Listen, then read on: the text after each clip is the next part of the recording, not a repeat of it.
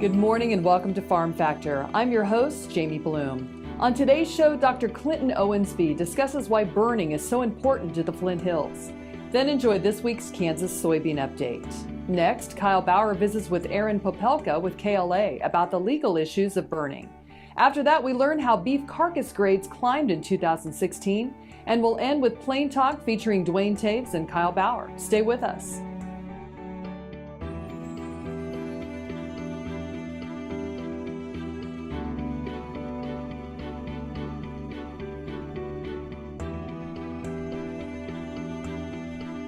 Closed captioning brought to you by Ag Promo Source. Together we grow. Learn more at agpromosource.com. This segment brought to you by Kansas Grain Sorghum. Growers working together. Find out more at kansasgrainsorghum.org. Welcome to Farm Factor. Up first today, Dr. Clenton Owensby discusses pasture burning issues. Hi, this is Kyle Bauer. I have the opportunity to visit with Dr. Clenton Owensby with the agronomy department at Kansas State. Interesting about Dr. Owensby is he works with cattle most of the time coming out of the agronomy department, and I will call you the father of modern day burning. Now, there was some burning research prior to you coming at Kansas State, but you've certainly brought it out even more in your career. Well, basically, I took the data that they had and concluded that it was something that needed to be done. And it needed to be done simply to preserve the tallgrass prairie ecosystem. This is a fire-derived system. Without it, it will succeed to a woody complement. And if that's the case, then you have no grazing out there. And essentially, you eliminate the ground-dwelling birds. They don't call them forest chickens. They call them prairie chickens. And so without fire, this system would be without any grassland at all. And it won't take it long either, 30 to 40 years. And this would not be a grassland system anymore without fire. So it's a critical component out there. And the time that you do it is critical as well, in that in order to control these woody things, we got to do it when those plants are susceptible to injury by fire. And in that instance, that's in the late spring when they're at their low point in their food reserve cycle, having taken out that to grow the new top. So fire is an essential component of it. It also is a boon to the rancher in that he does get an increased productivity with late spring burning on those steers out there. But it also maintains the warm season primitive grass component very well.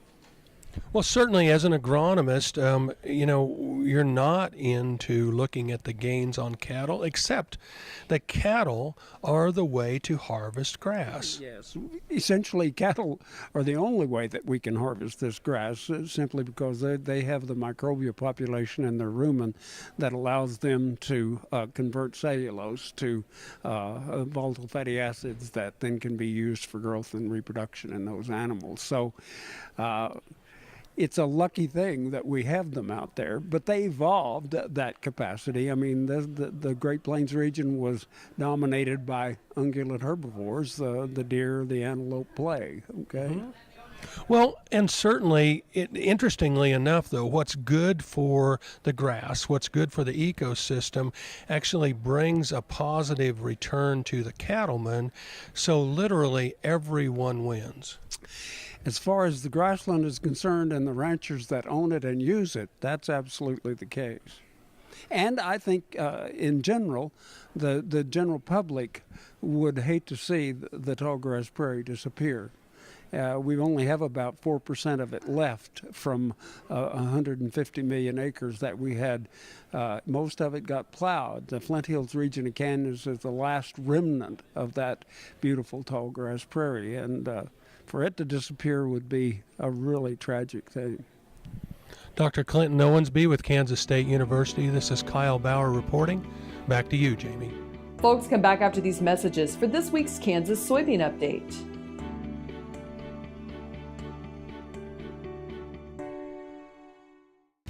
KFRM is one of the largest farm radio stations in the nation, dedicated to informing and entertaining rural listeners from northern Oklahoma to southwestern Nebraska.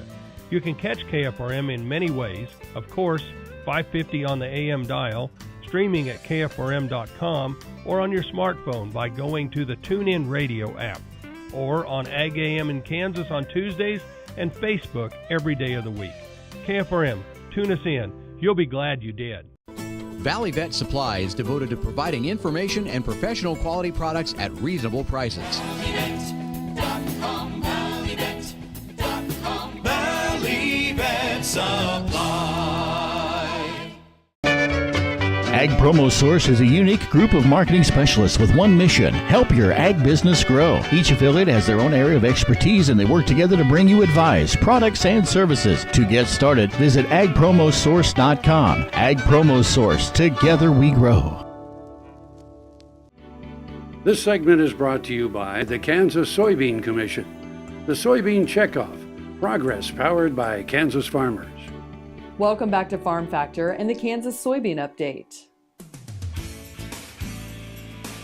This is the Kansas Soybean Update. It's brought to you by the Kansas Soybean Commission. The Soybean Checkoff, progress powered by Kansas farmers. Carrie Weefald, Agriculture Marketing Director with the Kansas Department of Agriculture, is joining us. And Carrie, as we approach March, that means it's Kansas Ag Month. Yep, March is such a fun month to celebrate agriculture. So we have a lot of events planned with our ACE group members, agriculture, communication, and education partners across the state. Some of the great things that take place and has been successful, for instance, is the Neighbor to Neighbor statewide food drive. This year, the Agriculture Month theme is Agriculture, Food for Life. The Neighbor to Neighbor food drive barrels will start popping up in Dillon stores across the state. And that's a really good chance for communities to pitch in, support Ag Month, but do it by supporting community members and those in need in their communities. So on March 2nd, Governor Brownback will be at Harvesters in Topeka. We'll have our Ag Month proclamation. We'll kick off the food drive with Harvesters. And it's just important to note that the statewide food drive, it supports 3 different food banks in Kansas. So Harvesters, the Kansas Food Bank, and the Second Harvest Community Food Bank. Agriculture in our state contributes to about 43% of our total economy, and that's when you look at the direct, the indirect, and the induced effects of agriculture across our state. So we really encourage our local communities through different types of information packets to think strategically and plan some sort of agriculture event in their community to celebrate agriculture in whatever way might be most appropriate. And the work you do with school and youth education with their virtual farm tours. Yeah, this is just an excellent outreach program. And this year we're working with Midwest Area Association, and we will be working with Dwight and Anita Roque from Sabetha. And we will be bringing Roque Road Holsteins into Kansas elementary school classrooms virtually. So students who participate in Foundation for Ag in the Classroom will have the opportunity to tour a dairy, to ask Dwight and his wife Anita questions about what it's like to be a dairy farmer, and learn more about not only the animals, but also the milk and the products. The second part of it is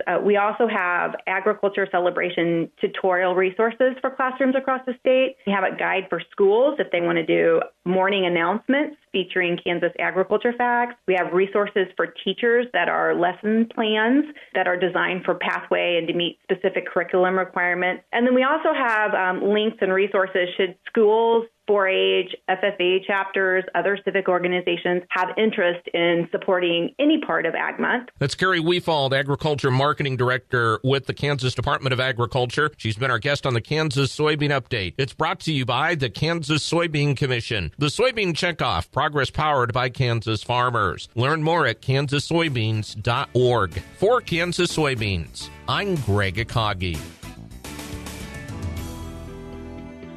Hope you enjoyed this week's Kansas Soybean Update. Stay with us after the break for more Farm Factor with Kyle Bauer and Aaron Popelka.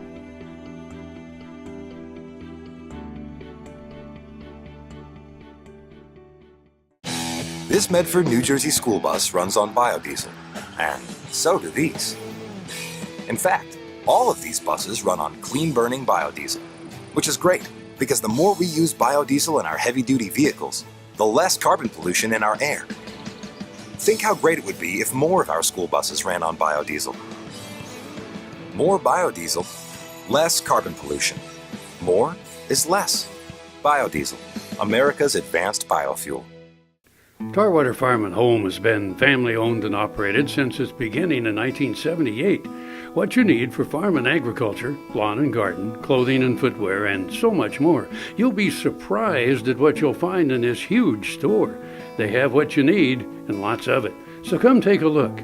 You'll discover that customer service is first and foremost. Always has been with the Tarwaters. Tarwater Farm and Home, 4107 North Topeka Boulevard. Soil is the life of a farm, and for 25 years, SureCrop Liquid Crop Nutrition has helped growers produce abundant quality crops while preserving and improving the soils they steward. SureCrop offers complete soil and plant analysis with cropping recommendations, delivery direct to your on-farm storage, and quality crop nutrition custom blended for your field. Choose SureCrop for the assurance of excellence for your soil. Call today or visit their website for more information. This segment brought to you by SureCrop, liquid crop nutrition delivered right to your farm. We're back. Now Kyle and Aaron discuss air quality issues that can arise from burning pastures. Hi, this is Kyle Bauer. I have the opportunity to visit with Aaron Popelka with Kansas Livestock Association. He's in the legal area, and we want to talk about burning. We've got a lot of legal issues with burning right now, specifically with the EPA. Aaron, can you explain to us, the conflicts that have arisen with EPA specifically on burning? Yeah, so in the last few years, we've kind of developed what I'd call two problems. One is EPA has certain air quality standards and monitors, and on certain days of the year, the burning has caused those monitors to reach levels that exceed their air quality standards. And the other is what I call a kind of a public perception problem of they see the smoke, they perceive something that they don't like, and so kind of a two-pronged issue here as we deal with the agency. Well, and certainly, though, it's a political reality that we're having to deal with, and all they're really asking us to do is to spread that out, that amount of, if you will, particulate load that the smoke puts in the air, but that's easier said than done. That is easier said than done, and for two reasons. One, being able to burn primarily in the month of April has two benefits to the rancher. One is increased gains on cattle, anywhere from, I heard today, a range of 40 to 80 pounds per animal by the end of the grazing season. The second, and I think has more of a universal benefit, not just to the rancher, but the entire ecosystem, is we're able to preserve the tallgrass prairie, avoid invasive species, woody species, and really preserve what nature has done for many, many years. If you look back historically, there was 180 million approximate acres of tallgrass prairie, and if you assume that a third of that burned, whether it's from Native Americans or lightning, the amount of prairie that we burn in Kansas is minuscule. I think we burned close to 2.8 million acres last year. And so really, in the big scheme of things, the emissions aren't that bad, but the benefit is great. Well, and also the emissions that we do create is really a very short period of time. If the winds are all wrong, and if it gets into a certain urban area, it may seem significant, but it's a very short period of time.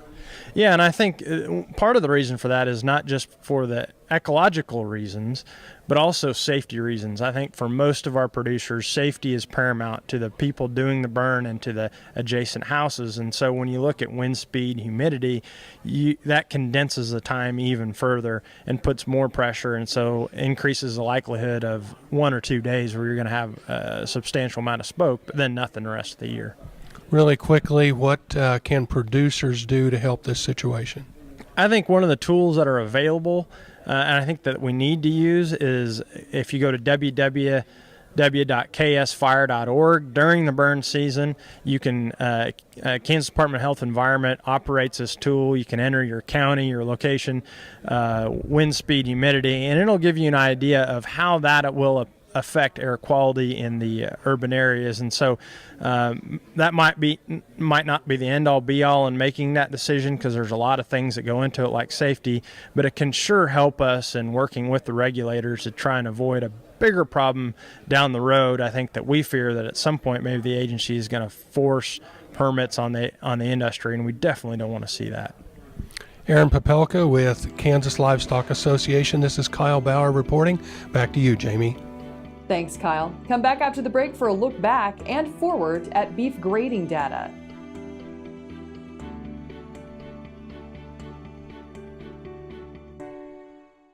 Brown Chevrolet Buick in Wamego is driven by the spirit of American ingenuity. Come in for a new Chevrolet car, truck, or SUV. If we don't have exactly what you want, we'll find it for you. And we also have a great selection of used cars. We make sure you have an easy, fun, and transparent sales experience that saves you time and money. But if you want high-pressure salesmen and hours spent in the finance office, you'll just have to go elsewhere. Brown Chevrolet Buick in Wamego. We're making car buying great again. As fourth-generation farmers themselves, Heinen Brothers Ag Service understands the risk and rewards of farming. So when it comes to quality aerial and ground application, fertilizer, ag chemicals, and anhydrous ammonia, call Heinen Brothers Ag today, 800-760-4964.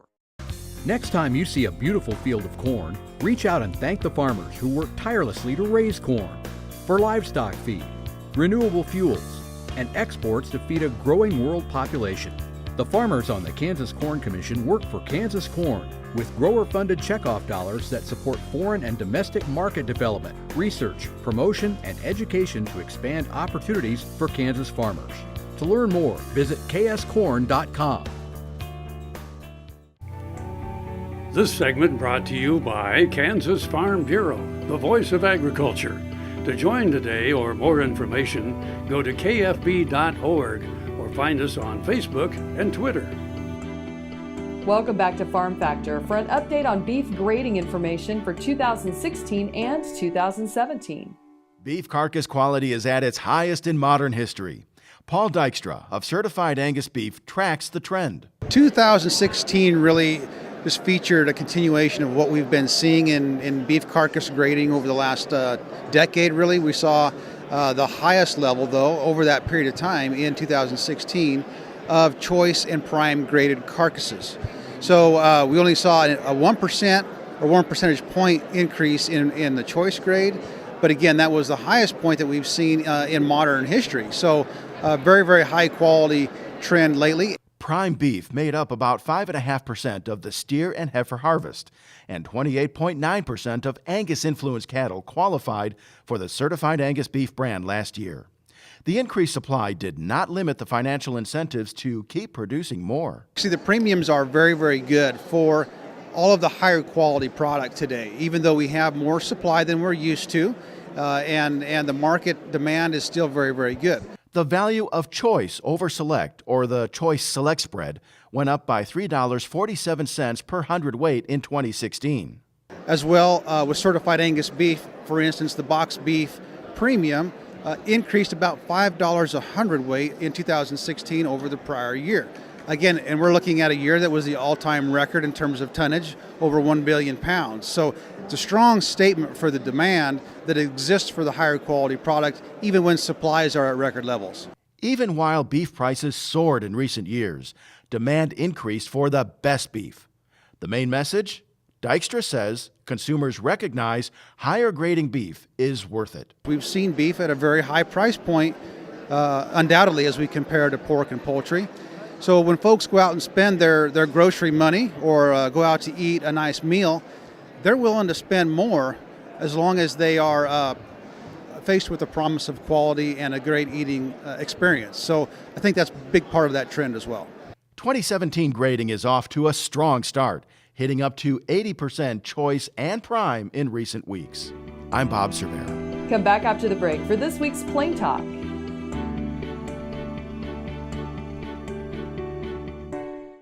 Kansas Farm Bureau, the voice of agriculture, represents grassroots agriculture. The state's largest and most powerful farm organization stands up for its members through leadership development, agriculture education, legal defense, environmental advocacy, farm safety, and risk management. Members also enjoy money-saving benefits. To join our organization today or to learn more, go to www.kfb.org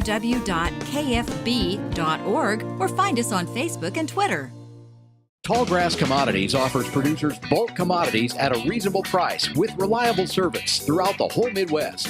To find out more about Tallgrass Commodities, visit tallgrass.us or call 785-494-8484. There's a lot of different ways of doing this woodwork, but all of it still takes both hands. He had been told that by the orthopedic specialist in Enid, Oklahoma, that they would have to fuse his thumb. And I said, no, cut it off, because I didn't want it sticking up. And I found out about the Kansas regenerative stem cell and went to Manhattan. We were so impressed with how royally we were treated the first time we came to Kansas Regenerative. We came in and he took out the stem cells. It took about an hour for him to process them before they put him back in my knees and my thumb. And we were out of here in about 4 hours and on our way back home. And I'm in here today to have my shoulders, my hips, and my back done. So I'll be able to go back to my sawmill, my shop, and do about anything I want to do. This segment brought to you by Kansas Corn. Learn more at kscorn.com. Welcome back. Now let's see what Kyle and Duane are up to today on Plain Talk. Hi, this is Kyle Bauer with Plain Talk with Duane Toews. Hey, thanks for the powerful introduction. You're all right. Yeah. Go ahead. Your fact or fiction question of the day. Everybody wants to be a lawyer, and then lawyers end up being judges. You know why? Judges make substantially more on average than a lawyer. Fact or fiction? Average. Average salary. Wow. I'll go true. Yeah, it's false. It's false. A couple thousand. That's all the difference is. That's not substantial, is it? What is it? Okay, well let's take substantial. 2,000 compared to none. Let's take 2,000 off your salary and give it to me. That's not substantial. Well, that's not substantial in the big picture all of right. things. I don't think. I knew there was a little bit. 92,000 roughly what judges make. Okay. Lawyers 90,000. And there's a difference whether you're a district judge or a federal judge, or you're a magistrate or a city judge, or Yeah, and that isn't necessarily, that's nationwide. Yes, it is. That isn't necessarily in Kansas no, either. this is not a local. This is a big picture of things. Big picture of things. Yeah. Speaking of the big picture, what is the retirement age that people think about normally in the United States? 65. There you go. And how was that age picked? That's because somebody back when they figured Social Security out and paying out, they thought they could make the fund last. You'd die soon enough, they wouldn't run out of money. Well, and actually, you're kind of close, but it went back further than that, and that was in the 30s. Social Security came about in the 30s. Okay. In the alphabet type commissions that was during the Roosevelt era. All right. Okay. And but they stole the idea from an old boy in Germany by the name of Bismarck. Bismarck. Okay? He designed a plan for retirement because he was hoping to diffuse his political, the people on the other side. Right. And so he came out with this plan, and the government will pay your retirement at 65. The thing was, the average age of living in 1881? 63. Oh, about 58. Oh. Yeah, but people still bought off on it. It's like, all right. You work to 65, like you can take it easy from there on. And so that's how they happened to pick it when they started the one in the U.S. Because that's what the Germans did. Yeah, it's like, well, it worked for them. It didn't cost them squat. They didn't have to pay nothing. Well, then we got this darn health care thing, and people started living longer. So the point was, you weren't ever supposed to ever really live long enough to get your retirement. Enjoy. No, not just to enjoy it, just to even get it. To get it. Yeah, so... that's there's kind of a strange interesting. anomaly with that, too. It appears if you make it past 65-ish, then there's you a got very a fair high chance likelihood to go to 80. Oh, really? Yeah, I mean, there is a bit, but still, 65 is kind of a hump. You get over that hump, and then you kind of got smooth sailing till your 80s. Got a shot. Yeah. Well, So the big... I'm not close enough yet to really feel even like start managing whether or not I need to manage around 65 or not. All right. I am assuming at my age I'm not going to the retirement age will not be 65 when I get there. I think you should assume that you're not going to ever see it anyway with your lifestyle. Thanks for joining us. I'm your host, Jamie Bloom, and I hope you enjoyed today's show. See you next week on Farm Factor. We're here every Tuesday on Ag AM in Kansas. Closed captioning brought to you by Ag Promo Source. Together we grow. Learn more at agpromosource.com.